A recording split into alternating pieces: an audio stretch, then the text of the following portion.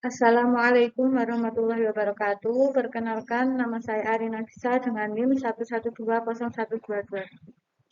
Di sini saya akan menjelaskan tentang usia pernikahan dalam hadis Nabi, analisis pernikahan Nabi Muhammad SAW dengan Siti Aisyah.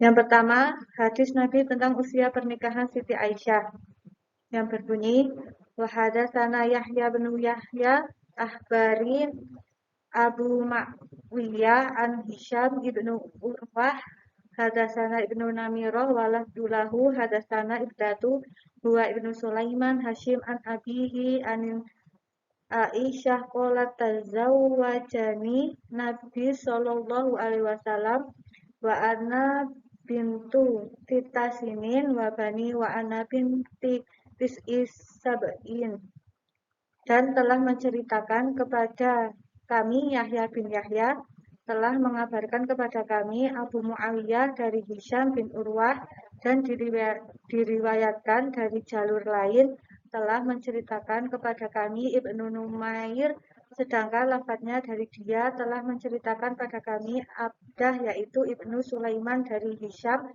dari ayahnya dari Aisyah radhiyallahu an, dia berkata, Nabi Muhammad SAW menikahiku ketika saya berumur 6 tahun dan beliau memboyongku atau membina rumah denganku ketika saya berumur 9 tahun.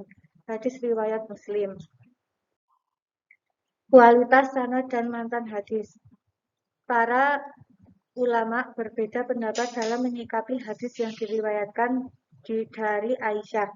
Kemutlakan hadis yang diriwayatkan oleh Ibnu Bukhari menjadi dasar utama mereka yang menerima hadis tersebut. Analisa sebuah hadis merupakan suatu hal yang sangat urgen untuk melakukan hadis di dalam hukum Islam, dan menganalisa sebuah hadis maka akan mendapatkan pemahaman yang komprehensif. Dan para ulama berpendapat bahwa pernikahan Rasulullah dengan Aisyah semata-mata dari wahyu Allah. Hadis tentang usia pernikahan dini Aisyah dari segi sanad dan matan hadis termasuk hadis dhaif, karena ada perawi atau Hisham yang tidak dapat dipercaya. Usia Aisyah saat melangsungkan pernikahan dengan Nabi adalah sarana. Sarana ini bisa berubah sesuai dengan konteks zaman, tempat, maupun budaya tempat. Maka usia tidak dijadikan sebagai pedoman utama dari tujuan hadis tersebut. Yang ketiga, menghubungkan hadis dengan Quran surat An-Nisa ayat 6 yang berbunyi babtalul yatama hatta idza balagun nikah fa in anastum minhum rushdan fadfa'u ilaihim amwalahum wala ta'kuluha israfan wa bidaron an yakbaru wa man kana ghaniyan falyasta'fif wa man kana faqiran falayakilu wa kafa billahi hasiban bil ma'ruf fa idza dafa'tum ilaihim amwalahum fa asyhidu alaihim, yang artinya, dan ujilah anak yatim itu sampai mereka cukup umur untuk kawin. Kemudian jika menurut pendapatmu mereka telah cerdas atau pandai memelihara harta, maka serahkanlah kepada mereka harta-hartanya. Dan janganlah kamu makan harta anak yatim lebih dari batas kepatutan, dan janganlah kamu tergesa-gesa membelanjakannya sebelum mereka dewasa. Dan barang siapa di antara pemeliharaan itu mampu, maka hendaklah ia menahan diri dari memakan harta anak yatim itu, dan barang siapa yang miskin maka bolehlah ia memakan harta itu menurut yang patut.